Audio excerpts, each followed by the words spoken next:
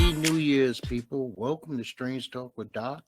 I haven't spoken to you for a minute since I did my 2022 wrap up episode. So I want to say Happy New Year's once again. Happy 2023. I hope that God blesses you and I hope that God blesses your family with whatever you need.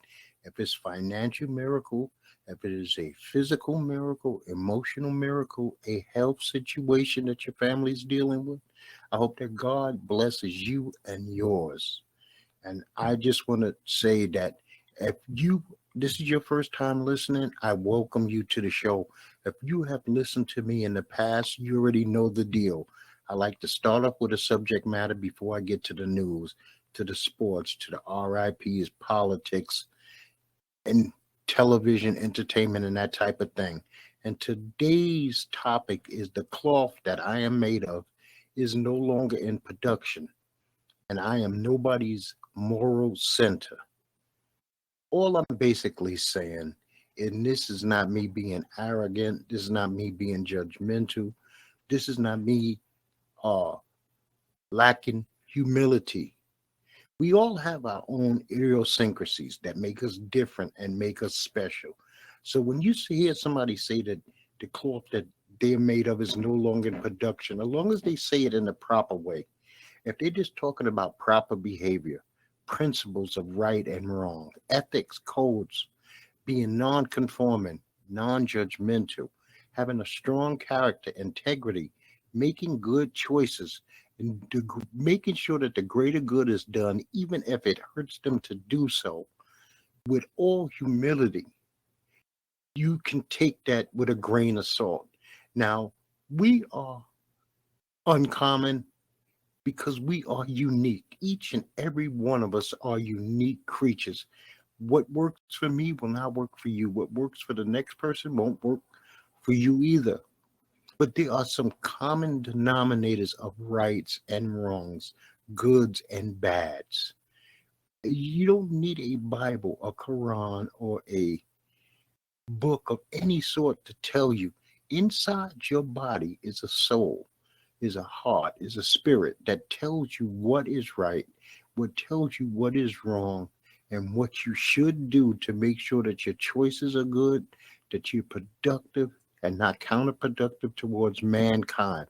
Our business is our brother and our sister are our business.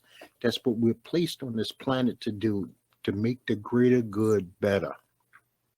Now, I am nobody's moral center because I definitely have made mistakes in life. There are going to probably be people who hate me, and I have to learn to live with that. And I might have earned that.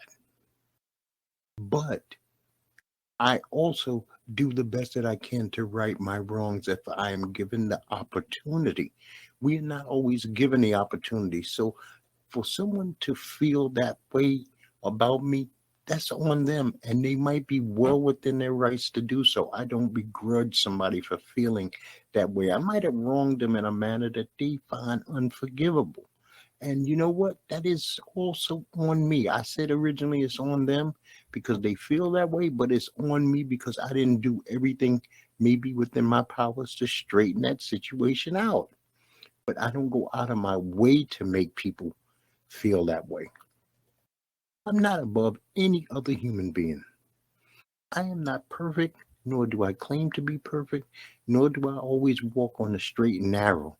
I think some things that might be wrong. I do some things that are wrong. I am a human being. I'm trying to right my ship. I'm not trying to keep it in muddled waters, mucky waters, dirty waters. I do want to be better than I was yesterday. And I want to be better tomorrow than I am today. And I thank you for sticking with me. And just remember that you and your cloth are unique. It doesn't make it right. It doesn't make that your cloth, maybe your cloth shouldn't be in production anymore. And don't think that your moral standards are better than anybody else's moral standards because the words that come out of people's mouth don't always reflect the actions of their heart. They might actually hide the actions of their heart from you. But now we're going to move on to the regular portion of the show. A Virginia teacher, Mrs. A.B. Werner, 25 years old, was critically injured when she was shot by a 6-year-old student. Let me say that again. She was shot by a 6-year-old student in Newport News at Rich Neck Elementary School. How parents allowed a 6-year-old to get possession of a firearm.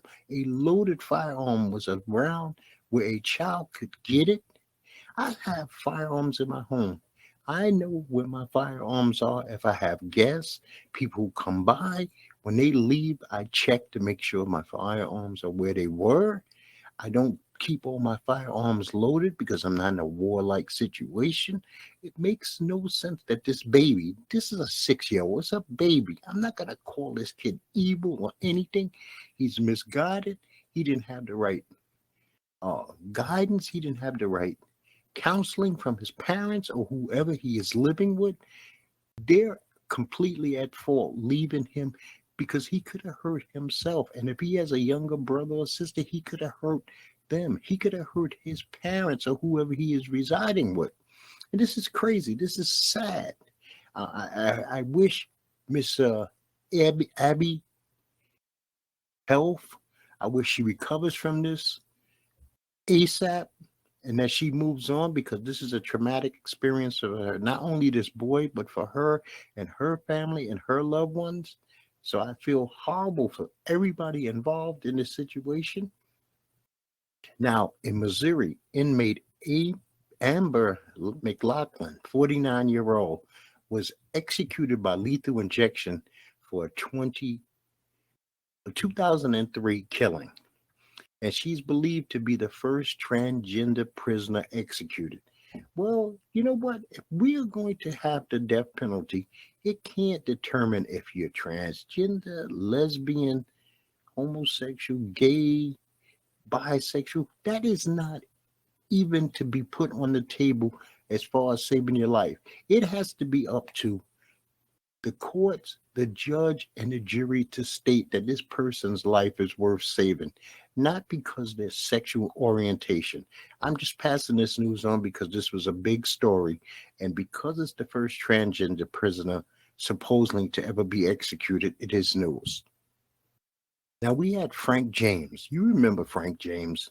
He is the dude who wounded 10 people in a subway shooting in New York City. He called himself the Prophet of Doom. He's 63 years old. He pleaded guilty of federal terrorism charges and is going to lock him up for the rest of his life. I hope those people recover mentally, emotionally, health-wise, financially, if they lost a lot of money from being out of work and things of that nature. And I hope that Frank James gets to spend the rest of his life reflecting on the damage that he did to other people.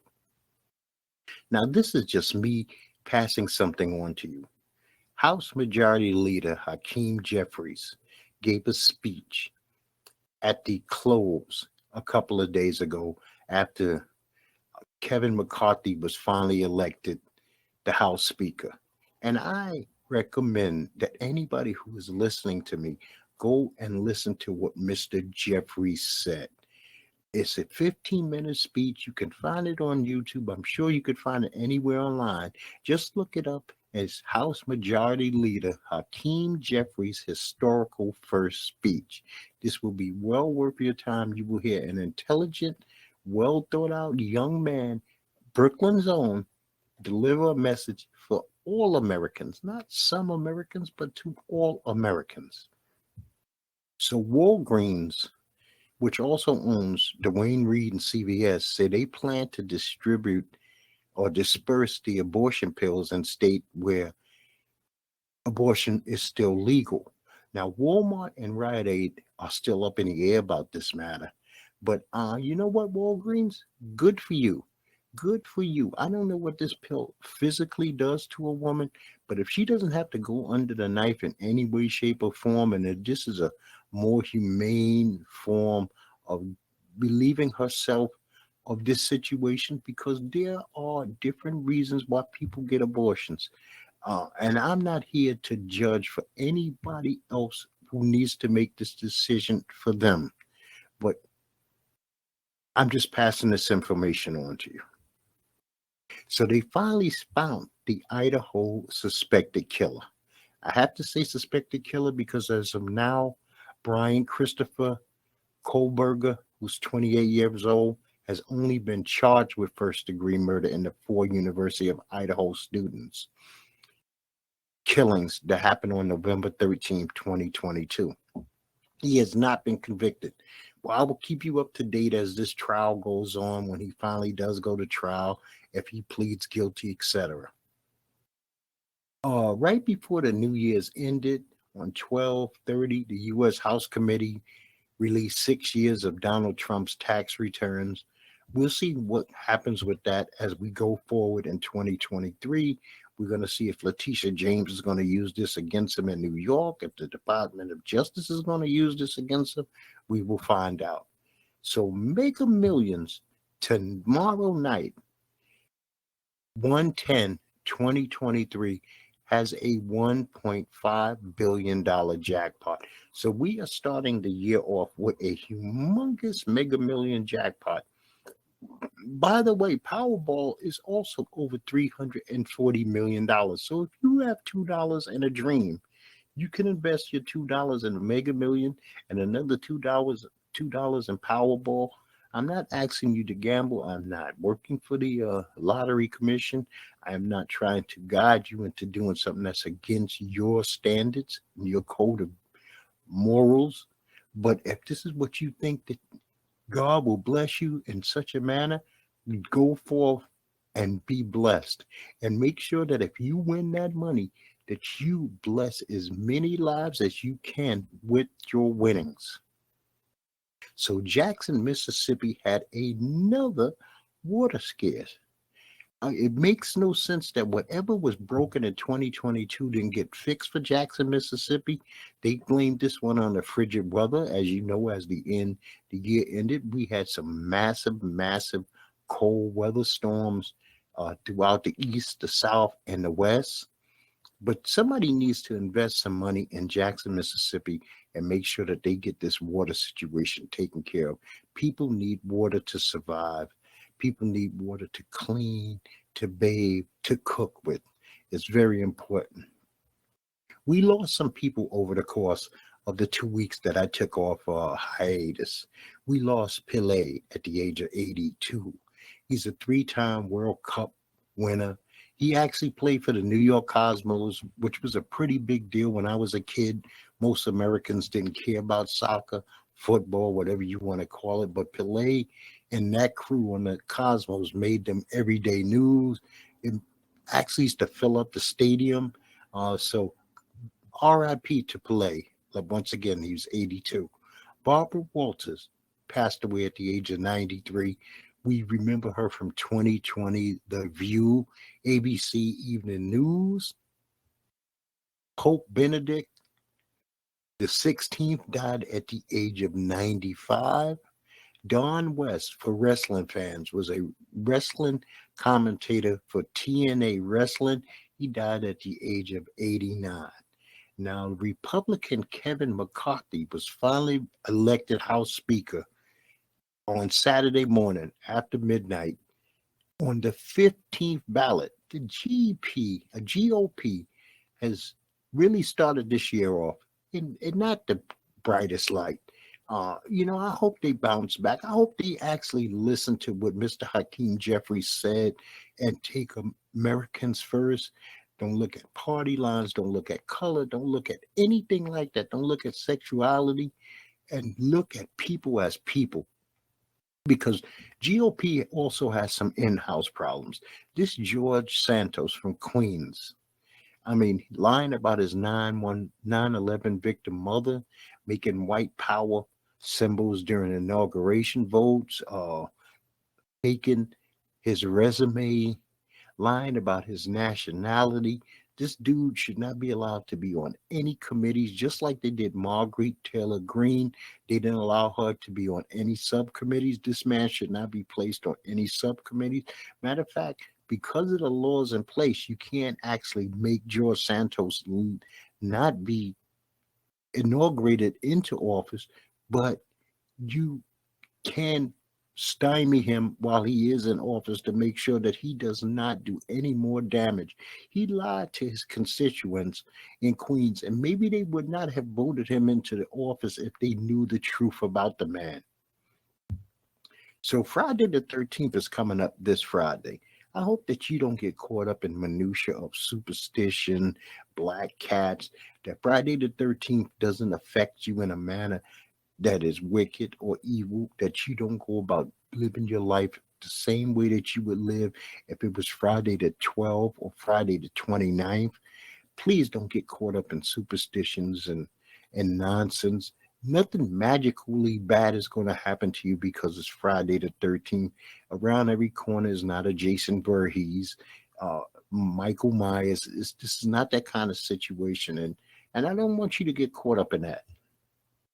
So Vince McMahon decides that he will be reinstated as the on the company's board of the WWE because he's the majority shareholder, and he is back on the board of directors officially. I'm hoping that he keeps to his word because people's words really don't mean much of anything these days. That he will not bother with the creative process because, to tell you the truth, the WWE has been rolling since he actually stepped down. I don't know if it's Triple H, I don't know if it's Stephanie, but the programs have been entertaining. I like the direction they seem to be heading in. Give or take a few hiccups here or there, but for the most part, it seems to be running nice.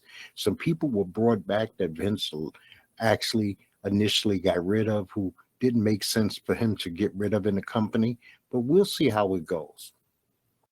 We had some new television come back on the air while I've been gone because the years changed, and I'm not going to go into reviewing them, but I'm just going to give you a couple of programs that did return. Well, Coach Prime was on Amazon Prime. Coach Prime is about Deion Sanders and the Jackson State University HBCU football team. I thought it was an okay project. I thought it catered to Dion's ego a lot. I mean, there was some things about it I didn't like, and there was some things about it that I thought were pretty cool because we don't usually get to see behind the scenes of an HBCU, especially a athletic program. And I like those type of shows. I like Last Chance U. I like Quarterback One. I like these sports related little mini documentaries. So if you get a chance, check out Coach Prime. It's only 4 episodes. Raw and SmackDown were both very good shows. Abbott Elementary returned. Hard Knocks in season. The Cardinals is coming on its close, but they dealt last week with J.J. Watts and his retirement. All the Law and Orders returned. I will say that Law and Order SVU was bad. Law and Order Organized Crime was bad, but the OG Law and Order was on point. BMF also returned. The Black Mafia family, 50 Cent show about the Black Mafia family, the Fontenot brothers from Detroit. That returned, and episode 1 was very good. Tonight we have the national championship game. Georgia Bulldogs is going up against the Texas Christian University. I believe they're Horned Frogs or something like that. And you know what? I'm going to go. Georgia is the defending champ.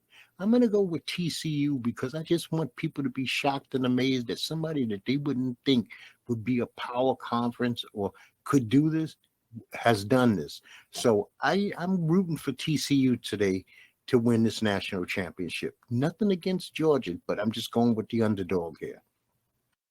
We haven't had the UFC since I've been gone, but the UFC will be returning to the Apex Center this upcoming week. 4 p.m. is going to be the prelims. 7 p.m. is going to be the main event. And your main event is going to be Kelvin Gastelum versus Nurmagomedov Mezabach. We got Jeff Neal on this card. We got Charles Johnson versus Jimmy Flick. We got Raquel Pennington, who I've not seen in a while. She's fighting on this card. We got Dan Eag versus Damon Jackson. You know what? Hopefully this is an entertaining card, especially since it's been so long since we actually seen the UFC. I guess they took off the Christmas, New Year holiday. Dana White's got his issues. I'm not getting into the Dana White issues. That is not what we do on this show. So you need to look that up on your own. You make your own opinion. I'm leaving it alone for now. Okay, the NBA. You got the Bucks tonight going up against the Knicks. The Knicks have been playing pretty damn good ball. You got the Bulls going up against the Celtics. You got the Lakers going up against the Nuggets. The Lakers and LeBron have turned it around. I think they're on like a 5-game winning streak. So they play the Nuggets, which is a very good team. Tuesday, you got the Cavs versus the Jazz. The Cavs are one of the surprise teams in the league to me. Wednesday, you got the Pelicans, who are without Zion Williams, who was injured, versus the Celtics, who have the number one record in the East. You got the Suns versus the Nuggets. Then Thursday, you got the Bucks playing the Heat, the Nets playing the Celtics, the Cavs versus the Trailblazers. Friday, you got the Hawks versus the Pacers. Saturday, you got the 76ers versus the Jazz, the Bucks versus the Heat, the Grizz versus the Packers, and Sunday you got the Mavericks versus the Trailblazers. When I talk about NBA games, I'm only going to give you the top NBA games of the week, what I consider to be the top NBA games of the week. On 1-2, as we all know, Bill's safety, Damar Hamlin, collapsed on the field while playing the Cincinnati Bengals. He had to be given CPR on the field. It was a horrific situation for everybody to see. I think that it was quite a moment. It brought everybody together. It seemed like as a country for at least a minute. So God bless Mr. Hamill for unfortunately being the sacrificial lamb in that situation. He had his breathing tube removed on the 5th. He spent the morning contacting teammates via Facebook. They showed him tweeting during the games yesterday. It seems like Mr. Hamill is moving towards full recovery. I don't know if we'll ever see him on a football field again, and I don't even think that's important. I believe the Bills family will keep him in-house. He will become a member of that family in some capacity. I don't know what he'll do, but there's no way that he gets cast aside after all the love and support. And you know what? This gave me renewed faith in mankind. There is a lot of good people on the planet. Do not think because you read a newspaper or you listen to a podcast or you listen to the news and you hear about all the tragedies. There are a lot of people who do decent things for other people, and the outpouring of love, the outpouring of prayers, the outpouring of emotion towards this young black man has been heartwarming, to say the least. And I appreciate that. Now, with that being said, that game with Cincinnati and the Bills had to be suspended, and then they had to announce that they wouldn't even resume the games. As going forward, if the AFC Championship comes down to the Bills and the Chiefs, it's going to be at a neutral site. So they worked it out, but it took quite a while. You know what? Let's talk some NFL. The Jacksonville Jaguars won their 5th straight game and are headed to the playoffs for the first time since 2017. 3-time Defensive Player of the Year, defensive end J.J. Watts played his last game with the Arizona Cardinals yesterday. He had 2 sacks. The Kansas City Chiefs won and secured the number 1 seed in the AFC. Matter of fact, Patrick Mahomes set the NFL record for the most single-season offensive yards with 5,614 total offensive yards. That was 5,250 passing, 358 rushing, and 6 receiving yards. Matter of fact, Saturday, the Chiefs beat the Raiders 31-13. The Raiders didn't even play Derek Carr. I don't know if we ever see Derek Carr as the starting quarterback again for the Raiders. Jacksonville Jaguars beat Tennessee, and as I said before, it was their 5th straight win, and they won the division, and they are going to the postseason for the first time since 2015. Now, yesterday's games, the Falcons beat the Tampa Bay Buccaneers 30-17. The Falcons played hard all year. You gotta give them credit for that. And the Buffalo Bills beat the New England Patriots 35-23.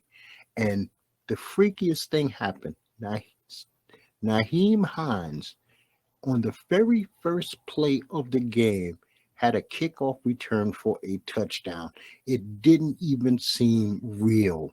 I mean, it was in Buffalo. Uh, Damar was watching the game. He actually tweeted about the play. It was emotional time for everybody in the stands and at home. And not only that, Mr. Naeem Hines returned another kickoff in the same game for a touchdown. The Minnesota Vikings beat the Chicago Bears 29-13, and Chicago will receive the number one pick in the upcoming draft. The Houston Texans beat the Indianapolis Colts 32-17. The Colts quit, as far as I'm concerned.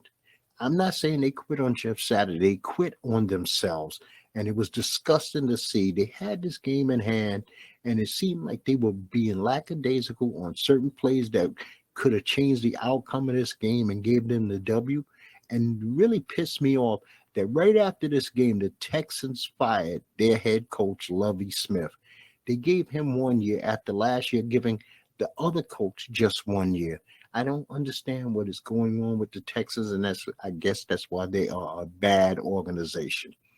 The Dolphins beat the Jets 11-6. I guess they were playing baseball, people. It was an all defensive contest, even with all those weapons that the Dolphins have. We don't know going forward in the playoffs if we will see Tua Tagovailoa or not. The Carolina Panthers ended their season with a 10-7 win over the Saints.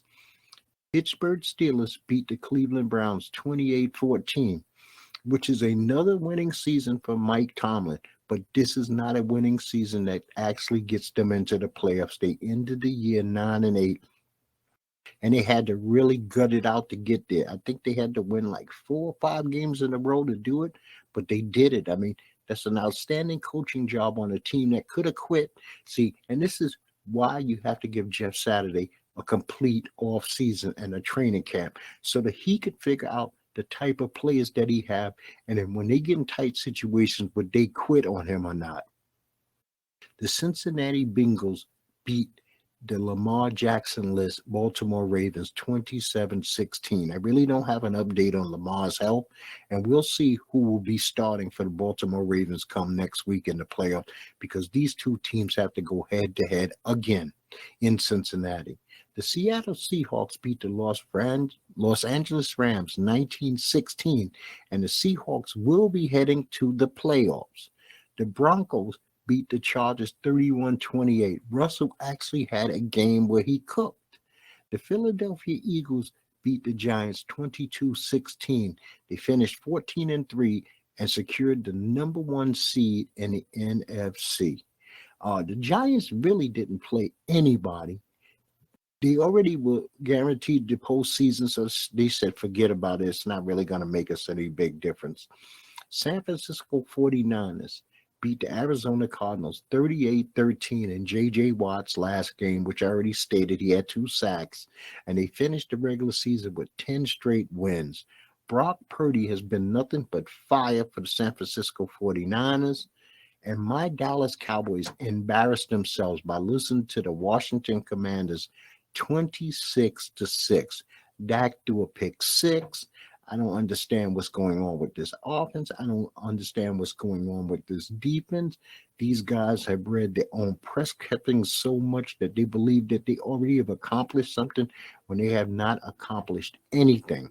And the Detroit Lions, in what essentially was a playoff make or break game for the Green Bay Packers, beat the Packers 20-16 in Lambeau, and they ended Green Bay Packers' hopes of the playoff. That actually gave Seattle Seahawks the number 8 spot. Now, I really, really despise the Packers. As a Cowboy fan, there's a long history of these two teams banging heads in the playoffs. I am so glad the Detroit Lions, who have been a gritty, hard-nosed team all year, pulled off this victory, and they actually swept the Packers this season, beat them twice, and they beat them at home. And I don't have to hear about arrogant Aaron Rodgers and how bad a man he is going forward. I don't even know if he'll ever play for the Packers again, but he'll, trust me, he'll make all the headlines during the off season because he likes the attention. Now here is the playoff week, Supercard weekend. Saturday, you got Seattle versus San Francisco. All odds say that San Francisco should beat Seattle. Your second game at 8:15 on NBC is going, actually the first game is going to be at 4:30. Second game Saturday is going to be at 8:15 on NBC. You got the Jaguars versus the Los Angeles Chargers. You know what? This is a toss-up game to me because the Chargers losing yesterday to Denver made no sense. I think they were dinged up a little bit. Williams got hurt. And Jacksonville is just gritty. What Doug Peters has done with that team, it's not like they're blowing everybody out and they're 13-3. They were 9-8, but they were gritty as hell. And Trevor Lawrence has played a lot better. ATM is a much better player. I actually like Jacksonville to pull off the upset at home. Sunday, you got Miami going into Buffalo. Buffalo has to win this game. These are must-win situations for Buffalo because their window of opportunity is going to be very small. And you got the Giants going into Minnesota. I would not be shocked in the second game if the Giants actually pulled an upset and beat Minnesota. Hopefully this doesn't come back to bite Debo in the ass by sitting all his starters. And hopefully the extra week gave Saquon Barkley the rest his body may need so that he can go hard, not just run the ball, but run the ball hard for 4 quarters because I don't believe in Kirk Cousins. And it hurts me to say that the Giants could actually move on in the playoffs. Baltimore Ravens in the night game, 8:15 on NBC, is back-to-back against the Bengals. Now, no Lamar Jackson, no chance to win this game. We'll see as the week goes if Lamar's going to play or not. If Lamar's in the game, they have a little bit of a chance. But the Bengals are a better team, so I have to go with the Bengals. And then on Monday night, my Dallas Cowboys go into Tampa Bay at 8:15 on ABC and ESPN to play Tom Brady and the Buccaneers. The Buccaneers didn't look particularly good, but the Cowboys stunk. So both of these teams are coming off bad losses, not looking particularly well. But the key difference is the Bucs have Tom Brady and the Dallas Cowboys do not. They have Dak Prescott, who has thrown an interception in 7 straight games, and maybe over the course of that time, he's thrown 3 to 4 pick six. I don't know what's going on at him. This would be an embarrassing, hellified loss. Stephen A. Smith would lose his mind on the Cowboys. This is a make or break for the organization for Dallas. So that's why I am picking my Cowboys to go in there and end Tom Brady's season. I hope I'm not just wishful thinking. Now, on next week's show, I am going to go into why I really only know one way. To figure that out, you must listen to the show. What one way means right now, before I discuss it, I can't describe it to you.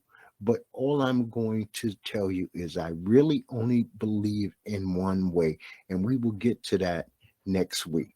I appreciate you stopping by. I appreciate you being with me. I wish that you would go to my website, check it out, give me some likes if that's what you want to do. You can share my podcast with your friends. You can actually comment on what you thought I do right, what you think that I do completely wrong, what you would do to improve the show, or what makes you say, you know what, I don't want to ever listen to you again, Doc. You're just not for me. It's all learning experience as far as I'm concerned, and I appreciate it. I appreciate your positivity, and I appreciate if you come at me directly negative, because like I said, it's all a learning lesson. And remember that your cloth is not no longer in production. Your kids can't reproduce it. your brothers, your sisters, your co-workers, they cannot reproduce it because you're not anybody's real moral center. Your moral center is your moral center. That's what makes us different. But you have to realize that in humility, take your ego out of it, and realize that our idiosyncrasies is what makes us unique and what makes us different, what makes us special on this planet. And I'm going to tell you, like I tell you each and every time, people, peace to you and peace to yours.